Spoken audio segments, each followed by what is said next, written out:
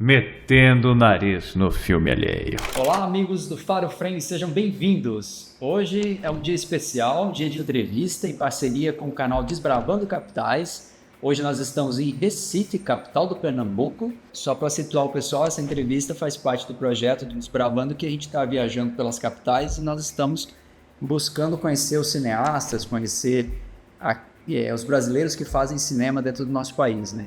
E nós estamos com um convidado especial, Júlio Pereira, que é roteirista, cineasta, diretor e um amante, um entusiasta do audiovisual, né? Então, Júlio, seja muito bem-vindo ao nosso canal. Obrigado, prazer. Agradeço aí pela sua disponibilidade em participar.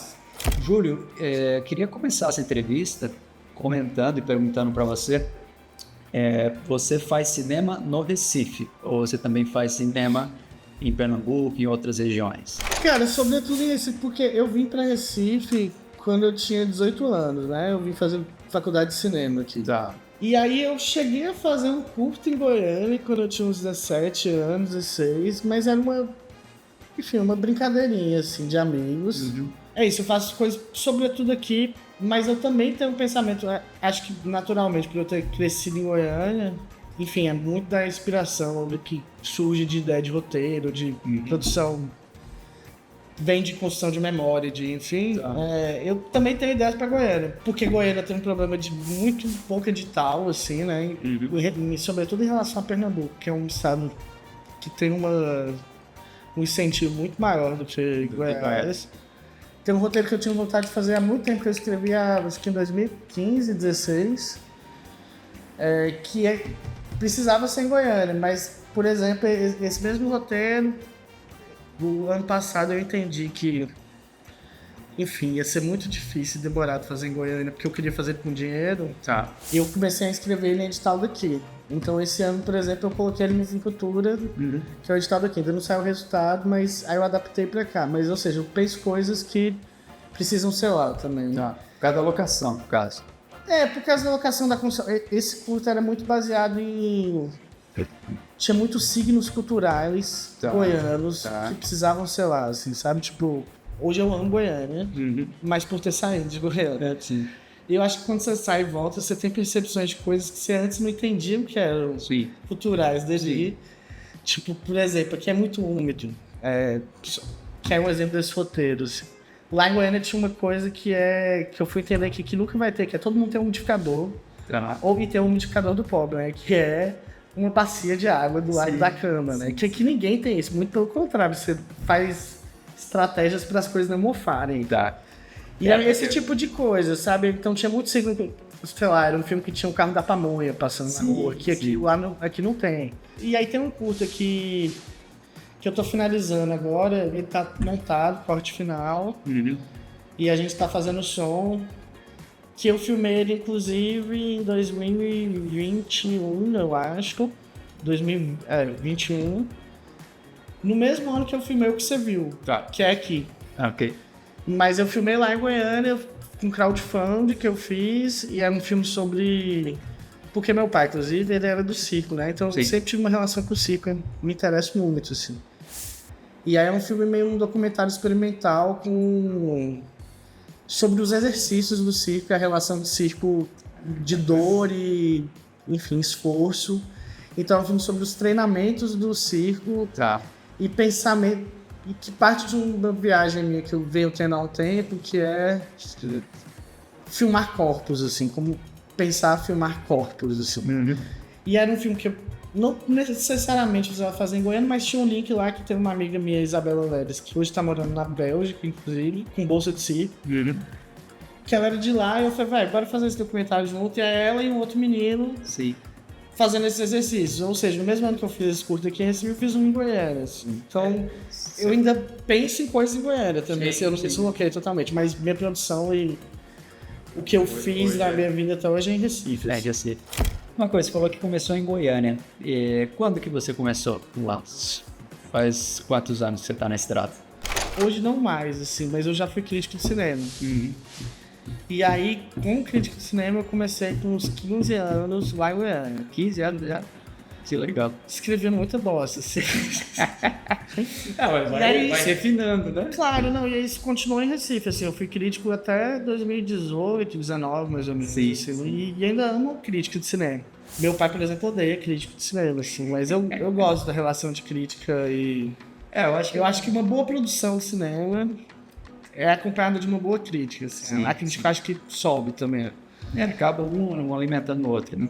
Então é isso, eu tinha um blog lá que já com 17 anos a gente tinha um site, que tinha gente do Brasil inteiro escrevendo e tal. Mas produção mesmo eu fui começar a firmar aqui em Recife, já logo que eu cheguei em 2014. Sim. Eu vou perguntar para você a respeito de inspirações, motivações. Eu entendo que nós acabamos não falando aqui, mas o Júlio é filho do Ângelo Lima, que é outro cineasta famosíssimo que nós já fizemos aqui uma entrevista no Faro Frame. Infelizmente fomos muito bem recebidos lá em Goiânia, porque nós estávamos lá. E seu pai foi uma inspiração para você? Cara, eu acho que inevitavelmente sim, assim. Sim. Porque eu cresci desse meio, meu pai é muito cinéfilo, sempre me levou pro cinema. E a minha mãe também, assim. Ela não trabalha necessariamente com cinema, mas sempre teve uma relação, e ela vem do teatro também, se formou em rádio e TV. No começo da minha cinefilia, eu tinha uma locadora em Goiânia que era muito foda, que é a Cara Vídeo, que fechou, inclusive, como todas. Hoje tem ninguém. Mas ela era uma locadora que era assim, quilométrica, e ela tinha filmes, sei lá, Bergman, filmografia, era assim, surreal. E aí meu pai tem muita influência de me mostrar coisas, sei lá, esse cinema italiano, por exemplo, Fellini, que tem uma relação com o circo. Sei lá, quando eu era criança, meu pai tinha uma relação muito forte com o Chaplin, né? Tá. Ele sempre se fantasiou de Carlitos. Personagem de Carlitos.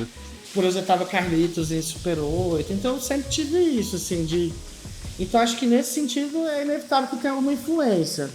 A produção que eu faço e o que eu tenho vontade de fazer, e o projeto de cinema que eu penso, por outro lado, é muito diferente do meu pai. Sim, com certeza. Seu pai é muito mais naturalista, documental. Não que o documentário não me interesse, mas me interessa em outros lugares. E aí isso é algo que eu descubro tardiamente e vou ver como tem muito a ver com o que eu penso em fazer. Inclusive os filmes de CV do coletivo que a gente tinha, Filme que Vai Cair, que era muito uma tiração de onda. Sim. Meu pai fez parte do ciclo de Super 8 em Recife, né? Que é uma galera dos anos 70. E eram filmes muito...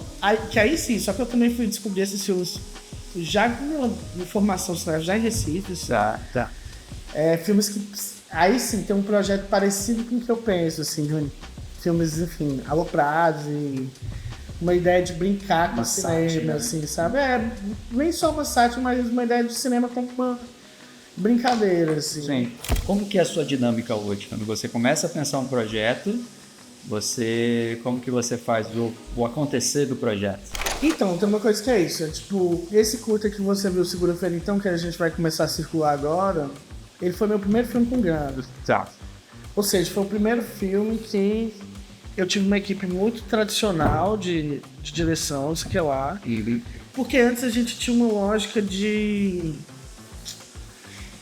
coletivo, de filmes assinados por 3, 4 pessoas, às vezes todo mundo assinava tudo. Deixa eu te fazer só uma pergunta, desculpa te interromper. Coletivo, Filme que Vai Cair, ele é o que exatamente? Ele é um grupo de pessoas que se juntam para fazer... ele foi um sopro que morreu rápido, assim, mas que foi super importante, acho que na minha formação e na formação de todo mundo, porque tem uma coisa que eu me interesso muito, e eu acho que o debate dentro do cinema está muito atrasado, nesse sentido que para mim, o meio de produção, a forma que se produz, ou seja, como se pensa um set, como se pensa divisão de funções, como se produz mesmo, assim, implica no filme, assim, no final.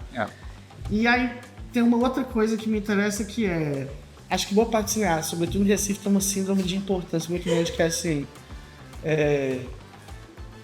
como se o filme fosse necessariamente mudar o mundo, assim, e eu acho que tem uma coisa de se levar menos a sério. Eu tinha uma crise muito grande com o modelo de produção de cinema tradicional, que hoje eu complexifico isso. Inclusive fiz um filme agora dentro desse modelo. Sim. Que eu acho que em determinados filmes ele precisa existir, assim, de uma hierarquia muito estabelecida, de uma divisão de funções, que é uma divisão de função, que reproduz o capitalismo, sei lá... Uma indústria, né? Só que tem que ser em algumas vezes. Em algumas situações, né? E a hierarquia não significa poder necessariamente, tipo... Só que é uma coisa que... Você pode dissolver essa hierarquia antes, na hora. Às vezes você tem que ter essa parada, porque tem que funcionar. Assim. Eu tinha muito crise com esse modelo e eu queria muito modelos horizontais de produção, assim, de tipo, todo mundo tem a mesma importância. O processo de feitura, de realização, ele é tão importante quanto a obra final pra mim. Sim. No sentido de, esses filmes da Filmando que vai cair, tirando Taba, que eu te mostrei, Taba circulou bastante até. Já, 2015. Mas os outros nem tanto. E eu tenho um carinho enorme, assim, se foram grandes filmes ou não, não importa. Assim, a Filmando que vai cair, ela teve uma coisa que, acho que quem passou por ela teve sua vida afetada pelo processo dela, sabe? Tipo, ou seja, ela reverberou na gente. Tá. E aí ele surge, a Filmando que vai cair em 2015, mais ou menos, e morre mais ou menos em 2016 ou 2017. Sim. Porque é uma coisa que se dispersa naturalmente, porque é isso. Só que O descanso ainda de 16 é feito com esse coletivo. e é um dos últimos. Tá. E é o primeiro com uma ideia de roteiro. E a gente tem um projeto que... Enfim, vou voltar primeiro para chegar nesse projeto, que era o projeto nosso dos sonhos, que Deu Morgado foi o projeto que meio que frustrou a gente. Que era... É isso, a gente tem Taba, tem os outros que eu não te mostrei, porque não é direção só minha, assim, tinha outros dirigidos por outras pessoas. Mas a gente sempre atuava, porque a gente tinha uma coisa também de não querer chamar ninguém pra atuar, pra não ter responsabilidade também de tempo com ninguém. Então era uma operação muito livre, assim, isso é muito foda. Sim. Tipo, Taba é um filme feito e eu tenho muito carinho por ele nos motivos. Ele é uma cápsula do tempo, ele foi boa parte na minha casa, Sim. com meus amigos, assim, tipo, então era isso, vamos fazer aqui e descobrir na hora como faz. Que de fato, dentro do sistema, como eu fiz o segunda-feira, então, isso é impossível, porque você tem um tempo limitado, você tem que, enfim. Locação, né? Eu vi que tem várias externas. Exato, é isso, você tem diários, você tem tipo uma equipe, enfim, você não pode realmente fazer isso. E é ok, hoje eu tenho menos crise com isso, mas na época a gente tinha um ideário assim de... Pô, vamos fazer isso, e aí parte de um desejo, não só de um cinema coletivo, porque isso é um coletivo que surge organicamente, no fim das contas, E eu acho que um coletivo ele tem que ter uma coisa que é o que a gente tinha, que é você tem que ter um afinamento muito grande de projeto de estética e de referência, mesmo que tenha referência diferente, mas chega a um lugar semelhante, porque senão é quebra-cabeça, assim, é tipo... Porque é um nível de confiança que você tem que ter um outro também, que é tipo, eu sei que vai dar certo, assim, a gente tem essa... E a gente tinha um lance que eu acho que são 3 elementos que juntam e faz a gente fazer a filme vai cair. A gente tem um primeiro filme que a gente não se entendia como coletivo. Tá. Que foi um filme que deu super errado, assim, que chama Stoned by Death. Que era um terror bagaceiro, já era pra ser trash. Só que assim, a gente foi relapso pra caralho, assim, a gente descobriu que a gente não podia ficar fumando maconha toda reunião, porque a gente não fazia nada. Aí esse filme deu uma merda, assim, a gente apresentou esse filme na faculdade, foi até engraçado, assim, porque o filme foi virando uma coisa, aí a gente ia virar um filme, tipo, a gente filmou bloco de 20 minutos de uma festa rolando, que aí tinha um assassinato no meio, não sei o que lá, que era cena de assassinatos, mas a festa era uma festa nossa, né? Aí a gente foi montar o filme no dia de entregar o filme na disciplina.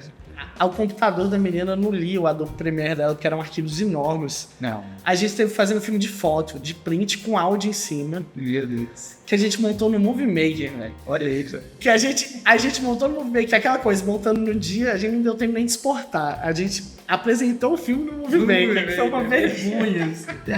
E aí esse filme meio que a gente falou, bem, a gente tem algum desejo aqui parecido, vamos fazer esse coletivo, e aí eu acho que os 3 pilares esse desejo de horizontalidade, de pensar o cinema, um gosto por cinema de gênero, Sim. Que a gente tinha, assim, tipo, cinema bagaceiro, assim, a gente se reunia pra ficar vendo Power Rangers e ria, assim, pra caralho de Power Rangers, como era absurdo, enfim. E um terceiro lugar, que eu acho que parte disso, a gente tinha uma coisa de gostar do cinema pernambucano, que estava sendo feito na época, tipo, João Relógio, aquela Fim das Patas, filme, blá blá blá. Só que a gente tinha uma impressão que era tudo... Uma impressão não, era isso mesmo, assim, era tudo muito sério, assim. Não se levava muito a sério, era tudo uma grande coisa, assim. A gente, a gente quer fazer filmes menos sérios, assim, mais aloprados. E aí a gente fez esse coletivo, assim, que era um desejo disso, aí tem vários filminhos disso, assim. E aí durou um tempo e meio que começou a se dispersar, porque aí um foi pra um lugar, outro foi pra outro. A gente tinha um projeto, que eu ainda amo esse projeto, que era o projeto dos nossos sonhos, porque a gente também... Era uma época que a gente tinha acabado de... Eu tinha começado a sacar cinema marginal, assim, Rogério Sganzella, essa galera. E eu tinha visto um filme que era meu filme brasileiro favorito, talvez até hoje, que é Sem Essa Aranha. Que é um filme com o Zé Bonitinho. Que tem, tipo, que é do Sganzella, que é um filme que é isso. Tem, tipo, o Zé Bonitinho no morro falando loucura. Tem um plano de 10 minutos da Luiz Gonzaga tocando, sabe? E é um filme que tem uma ideia de câmera, que a câmera sai da ação e vai para um lugar. De uma câmera que ela é livre, assim, sabe? Sim. A gente pirava muito nisso, assim, de se mostrar o cara do som, foda-se. A gente filmou coisas desse filme, só que a gente não tinha uma dimensão que era um filme para uma disciplina, a princípio, o que já era um erro, porque era um semestre, um filme que precisava muito mais. E a gente fez o filme, ele não tinha roteiro a princípio, ele tinha decupagem. Tá. Ele tinha planos, e iam virar uma narração em cima. E era um filme que hoje a gente entende isso com uma maturidade maior. Ele é obviamente um longa, assim, que a gente não imaginava que seria um longa, assim, mas ele é um longa. Mas inicialmente vocês estavam prevendo para ser um... Só que desde sempre, quando a gente escreveu, se a gente filmasse tudo que a gente filmou, tudo que a gente era para filmar, era para ser um longa, assim. Hoje a gente entende isso. Aí, inclusive, a gente retomou esse projeto, esses tempos, porque é isso, esse é um projeto que chama Ragnarokson, um viking perdido em Recife. Que tem essa brincadeira que, tipo, já é um absurdo do Ragnarokson, que é o nome, e essa ideia meio de um viking perdido em Recife, que é um título meio de Sessão da Tarde. Sim. Que a gente adora esse tipo de coisa. E era um viking que tinha um amigo nosso, que era Matheus Arruda, que é o narrador de Taba. Tá. Que ele era uma figura, um bagudrão, cheio de anel. Caretão pra caralho, caretão assim, de não bebia, não fazia nada, e colava com a gente, cara doidão, assim. E a gente achava que ele era os nossos da época, achou, assim, ele tinha uma coisa meio...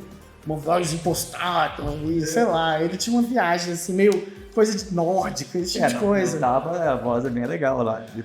E a gente achava ele fascinante. Aí teve um dia que eu tava conversando com um amigo e falei, cara, o Matheus parece um viking. Aí a gente falou, pô, vamos fazer ele de viking, assim. Ele era a idealização de tudo que a gente queria, assim, porque ele era um filme que não tinha direção assinada, era todo mundo. Não tinha direção de arte assinada, era todo mundo. Então a gente decupou o filme todo mundo junto. Eram 7 pessoas, mais ou menos, o filme que vai caindo. A gente confeccionou, cara, a malha de ferro do Viking com tampinha de latinha, saca? Durante 200 horas pra fazer isso. E era uma ideia de filme meio performance, de tipo... Porque é isso, a gente tem imagens disso. Sim. Era um filme de comédia. Sim. Era um Viking que chegava na cidade... Meio uma lógica atemporal, como se ele viesse de 1000 e... sei lá... 1200, E aí ele chegava e começava a ter estranhamentos, ele chegava e ia atrás de quem mandava nessa cidade pra tomar o poder. Sim. E aí era uma ideia de Matheus na rua, assim, a gente filmando ele, planos enormes, assim, de... Aí ele chegava pelo Marco Zero, no barquinho, assim, aí ele ia nos ambulantes do Marco Zero e perguntava quem é que manda nessa cidade, fazendo personagem, assim. Aí tinha respostas incríveis, assim, a galera... cara da Freeboy, sei lá, assim, tinha resposta. Menos o prefeito, que a gente queria, assim. E aí a gente ia meter uma narração em voice-over em cima disso tudo, assim, tipo, ele andando pelo centro da cidade e ele tendo impressões cômicas de estranhamento. Sim. E era um filme que é esse, a gente tinha uma ideia de todo mundo filmava planos do filme, assim. Todo mundo pegava na câmera, todo mundo... E aí tinha toda uma saga que ele se fudia pra caralho, e aí tinha uma ideia de, na época, tava rolando uma manifestação... anti-Dilma, dos bolsominions, assim. 2016? Isso. A gente queria fazer ele indo numa manifestação dessa e acabava com ele com um discurso super apoteótico, colonizadores sendo muito ovacionados. Então. Era tão ingênuo, assim, a nossa ideia, que a gente ia filmar na prefeitura. A gente não pensava que tinha que ter uma autorização, né? A gente chegou na prefeitura e não podia filmar na prefeitura. Sabe? Tipo, aí é isso, meio que borgou e a gente se dispersou. Aí, ano passado, eu e Nuno, que é um amigo que é da Filmvaca, que é um dos diretores de Taba, que hoje tá morando em Goiânia, inclusive, trabalhando no Cinecultura. A gente era obcecado, a gente falou, cara, a gente tem que retomar esse filme, é uma ótima ideia esse filme, assim. Então acho que Taba é o filme que é uma comédia frontal, assim, eu só fui entender isso depois, mas acho que toda coisa que eu vou fazer tem algo de engraçado, assim, de não se levar tão a sério. Sim. E aí a gente sente muita falta de... muito por um ranço que existe com o humor como um gênero menor mesmo, não é como, tipo, isso histórico, assim, né? A comédia é menor que o drama, né? Não tem comédia autoral no Brasil, né? Tipo, a comédia tá concentrada no negócio dos filmes, assim. Tipo, gente do cinema independente tem, assim, sei lá, Cine Hollywood, foi um filme que foi isso. E aí a Globo pegou já. Saca? Mas ainda é um gesto, assim, tipo... Aí a gente queria muito fazer, aí a gente retomou ano passado, porque um dos bichos mora em Portugal, a outra mora em Portugal, outro mora em não sei o quê. A gente conseguiu retomar ano passado para fazer um argumento de longa para botar no Fucultura, que não passou, eu imaginei que não ia passar, porque é um projeto difícil de passar, né? É muito maluco, assim. Tem muita loucura, tem devendo de anime, mil coisas. Sim. Tem um pombo que fala, saca, no filme. Aí é um filme difícil de ser aprovado, a gente já sabia, mas a gente tá tentando retomar esse projeto, assim, tipo, retomar o espírito da Filma que Vai Cair. Assim. Tanto é que esse filme, Segunda-feira, então, ele não é da Filma que Vai Cair já. Mas tem, tipo, por exemplo, a produtora executiva do filme que é uma amiga das antigas, minha. E eu vou botar, eu não botei ainda, mas eu vou botar a Filma que Vai Cair como produtora do filme, porque eu acho que é um filme que tem muito a ver com o espírito do que a gente queria fazer. Sim, apesar de você ter feito um modelo um pouco mais tradicional. Mas era o tipo de filme que a gente queria fazer, um filme de moça e tal. E aí, pra chegar nele, justamente pra concluir isso de como eu penso o projeto. Tipo, antigamente a gente pensava só na loucura e tinha uma coisa que a gente entendia o Filme Cultura como um edital muito distante pra gente, tipo, e era uma bobagem. Porque a gente pensava, e de fato tem algo disso, são filmes muito loucos, assim. Sim. Que a gente pensava, assim. A gente tinha uma ideia de um filme que era uma versão de Power Rangers, que eles ajudavam monstros de diversidade, né? Assim. E a gente ficava, pô, isso não vai passar no edital. E de fato tem uma dificuldade mesmo, assim. Eu tô com um roteiro novo que é super aloprado, que eu tô tendo dificuldade pra provar. E aí o Derrama... porque antigamente era Derrama, eu falo Derrama ainda, mas é a Segunda-feira então. Ele foi o primeiro filme que eu fiz com grana e foi assim, em 2020 eu aprovei esse projeto. E foi o primeiro projeto que eu botei no Fucultura também. Então de cara passou, o que me deu muito... Foi, pô, então na real é possível, assim, a gente fazer.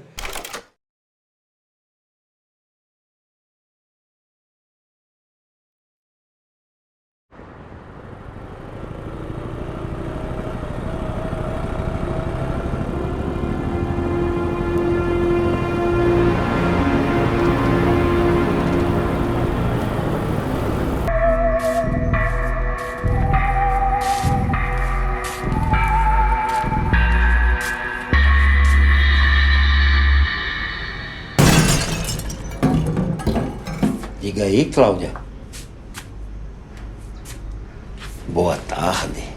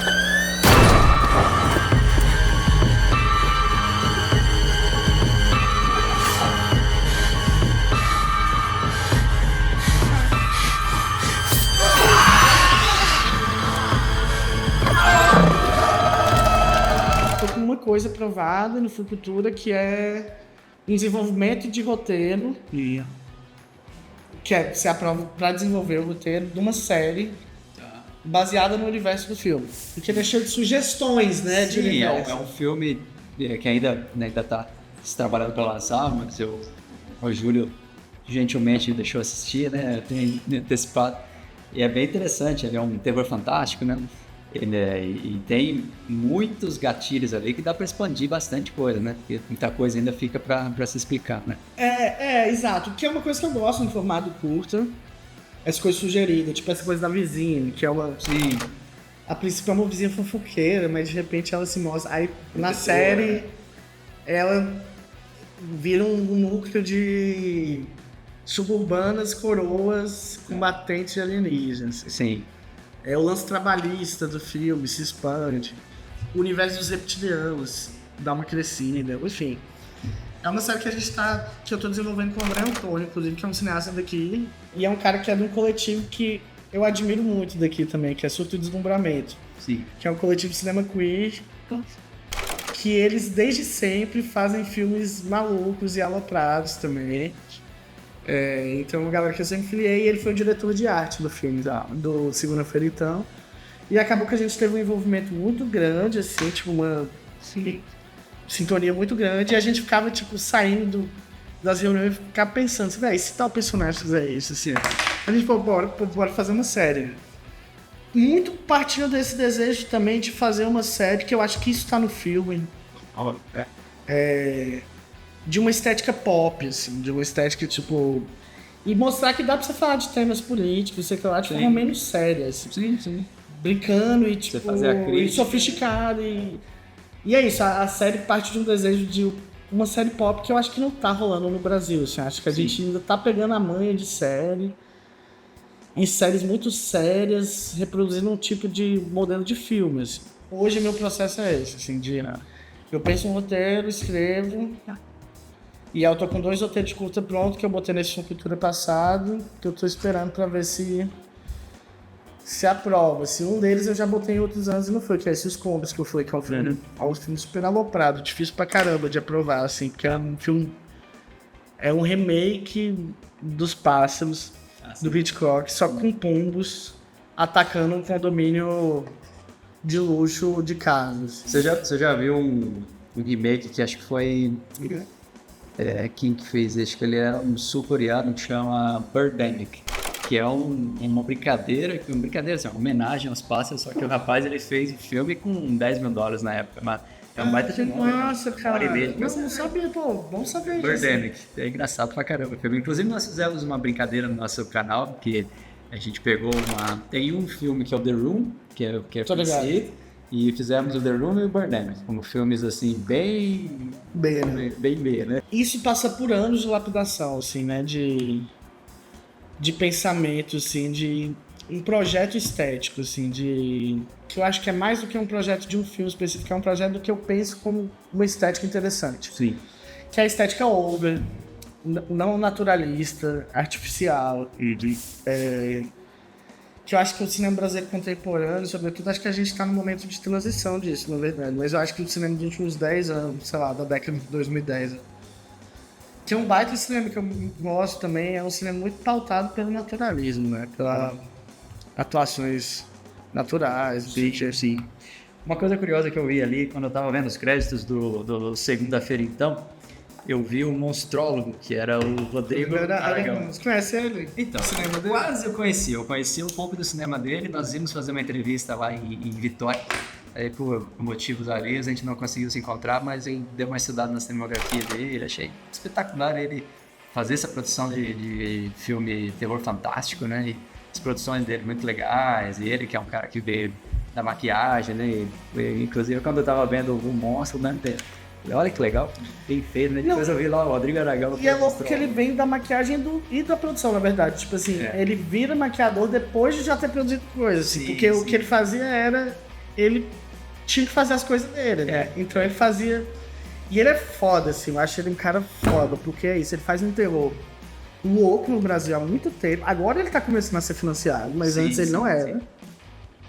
Então ele tem uma coisa que eu acho muito foda, isso, assim, quando a gente mandou o projeto pra ele, só dele assinar com o Monstrólogo eu já acho incrível, né, assim.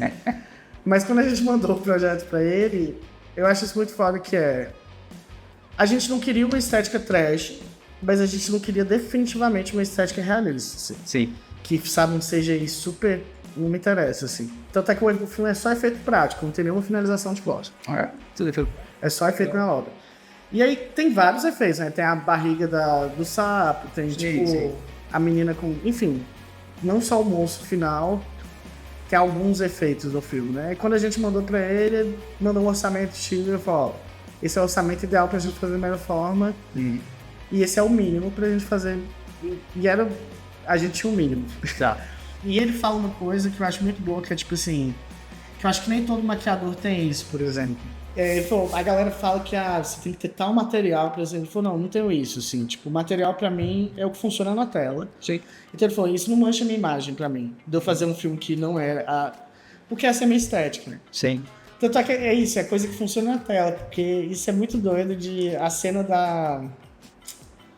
da menina tirando as tripas do sapo, por exemplo. Aquilo são sacolas de plástico. Então, eu tava tentando captar ali, falei, talvez fez uma mistura ali, né, pra dar um efeito. Mas são sacolas. Só que é isso, na tela, funciona, velho. E aí Você tem não a diz edição assim, do quando eu áudio. digo, aí você vê e você fala, certo. Tem a questão do áudio também, que dá aquele impacto, né? Não, é isso, assim, tipo, se funciona na tela, funciona, assim, sabe? Tipo, você não precisa do melhor material e é isso, não é um trabalho lambão, ele é super preciosista, assim, e é um cara muito humilde, assim, É isso, o monstro foi feito, a gente filmou ele na rua que eu morava, assim, esse monstro. Então ele foi... Pô, ele foi feito... Eram 4 horas de maquiagem, mais ou menos, pra fazer um monstro. Ele foi feito, tipo, na rua, assim, quase, assim, sabe? Tipo, o bicho não tem... Muita gente não toparia fazer. Toparia fazer, né?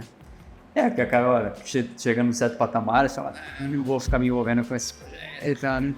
E que parte de um lugar que é o mesmo lugar da fotografia, por exemplo, que... A gente granula o filme pra caralho, né? O Segunda-feira, então, ele é muito chiado, né? Sim. Isso é uma coisa que posso que... Era uma coisa, quando eu comecei a sacar melhor cinema brasileiro, pensar, tipo, em 2014, eu lembro que em 2014 foi o paradigma disso que eu fui pro Festival de Brasília. E eu vi os curtas, eu achava todos uma merda. E eu falava, pô, são uma merda com uma imagem limpa, linda, assim, tipo, aí passa, né? Aí eu tenho um ranço disso de gente que tem medo de sujar a imagem. Sim. Tem medo de fazer como se isso fosse um demérito. Saca? Que é o que Tijolinho, que é o fotógrafo do filme, ele não tem esse problema também. Assim, velho, isso aí faz parte de linguagem, assim, sabe? Tipo, acho que hoje o cinema brasileiro tem medo de uma imagem suja, assim. Sim, sim. Sabe? Uma imagem que chia, que é feia também, assim, sabe? Porque isso produz efeito também, né? Então, e o digital traz muito isso, com a ideia da correção de cor, de imagens muito cristalinas. Sim. Fica muito artificial, né? Muito, não, esse tipo de digital Ultra HD do Netflix, por exemplo, eu acho super artificial isso, no fim das contas, eu acho falso pra caralho. Enquanto se pretende muito realista, né? Porque é um digital chapado, assim, tipo, tudo muito limpo demais, assim, eu fico, velho. Não tem nada, né? É meio estranho, assim, parece de plástico, pô. A vida não é assim, né? E é isso. Não determinando que todo mundo tem que sujar a imagem, mas assim, ninguém... É isso, falta isso, assim, eu acho. Você tá falando, né? Estética, né? Na produção vai ter um jeito, outra produção vai ter outro. Exato.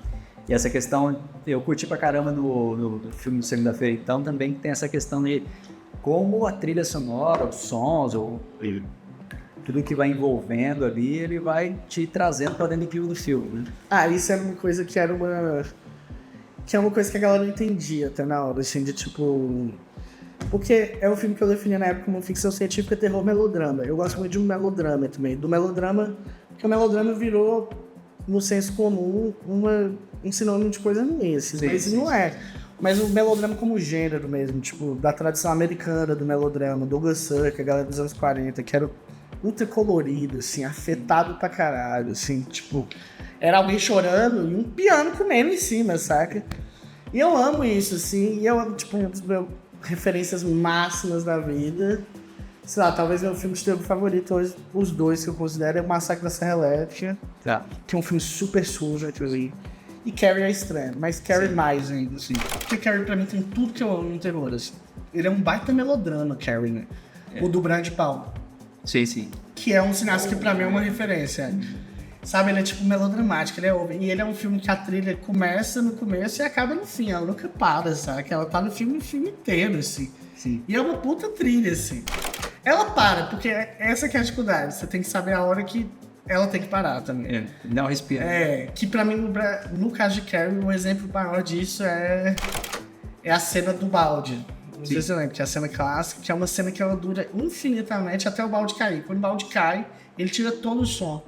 E fica só do balde balançando. Aí ele sabe a hora de tirar.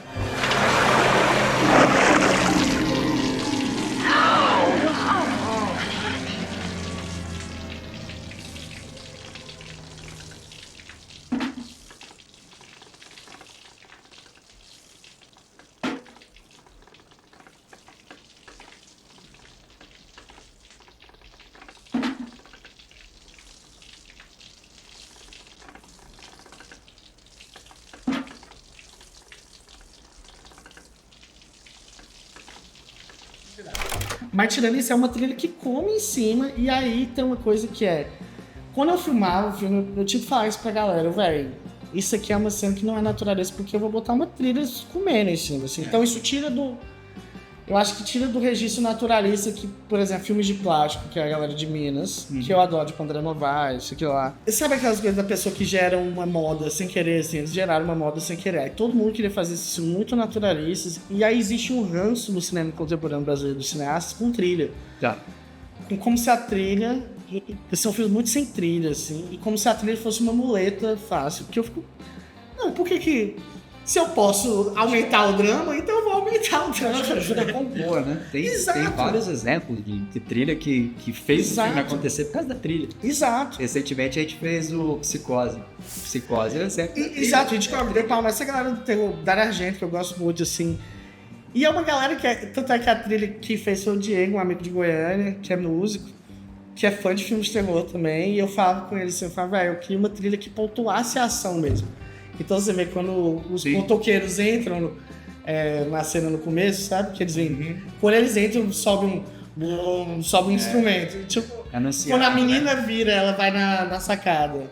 Ela vira, tem um com ela virando. Tipo, a trilha sonora pontuação, sabe? Sim. Porque isso gera uma coisa que tem tudo a ver com essa estética que me interessa do artificialismo e do exagerado. Porque eu acho que uma das potências, que é uma potência política, inclusive, que é...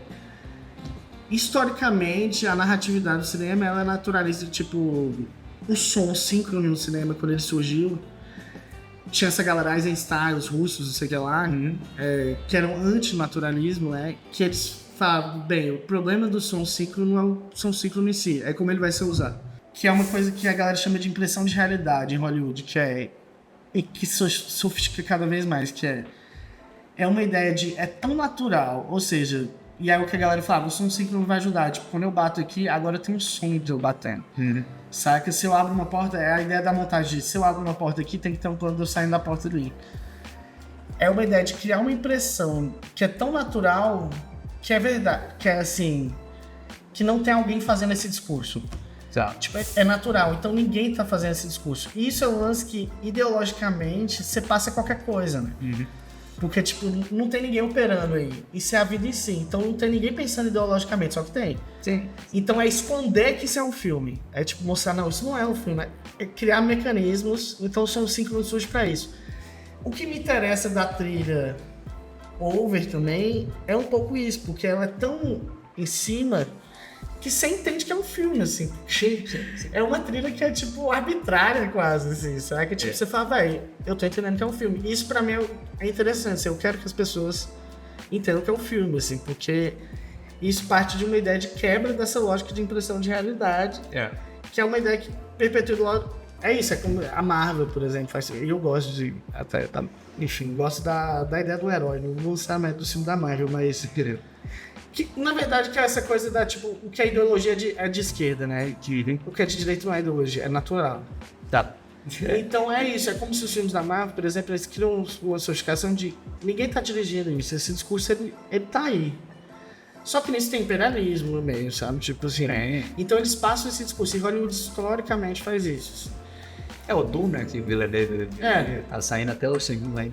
O que a galera tinha medo do som síncrono é o que o Eisenstein, por exemplo, propõe na época, tipo, o que eu quero do som é um cara escovando o dente e o som de uma britadeira em cima. Sim. Porque isso produz uma coisa que não é o som refém de tornar a imagem mais realista. É o som chocando com a imagem, produzindo um terceiro significado que só existiria. Sim. Você pega o Laranja Mecânica, tem vários exemplos desses, né? O Kubrick faz uma dinâmica dessa, né? Tem lá os caras levando porrada e tá tocando a música. Total, exato. Isso gera uma... É isso, 2001 é tipo uma nave e... que é uma valsa, né? É tipo uma música tradicional europeia, né? Uma música... sei lá, caipira quase. Sabe? 2001 uma viagem, né? Literalmente. Um cara que eu gosto muito das trilhas é Danny Elfman, que é o cara que fazia... Faz trilha de muita coisa, mas ele fazia muita trilha de Tim Burton. Exato. Todos os filmes do Tim Burton, praticamente dos anos 90, são com ele. Sim. E é isso, cara. Você vai ver... Eu fui rever Edward Mãos de Tesoura esses dias. Sim. Que é um filme icônico, inclusive. É trilha, assim... No stop, assim. É trilha do começo ao fim. E as trilhas do Quentin Tarantino também, né? Ele constrói muita coisa dos filmes dele em cima das trilhas e criou a rádio fictícia lá pra botar as trilhas dele junto, né? Não, o Tarantino ele tem uma parada de emendar 3 músicas, assim. Queria pedir pra você, Júlio, deixar uma mensagem pro pessoal do canal, aquele cara que gosta de cinema, quer fazer cinema. O que você acha? O cara, o que ele precisa pra seguir no mundo do audiovisual do cinema? Faça coisas. Faça, só faz. Vá atrás de financiamento, e a gente tá vivendo um momento que, com a retomada do governo Lula, vai lançar Paulo Gustavo agora, por exemplo, que é um meio de incentivo que é um dinheiro nunca visto antes na história do audiovisual. Muito dinheiro. Então a gente tá voltando a ter políticas públicas, ou seja, vá atrás, dispute isso, mas, de qualquer maneira, filma seu gato. Sim.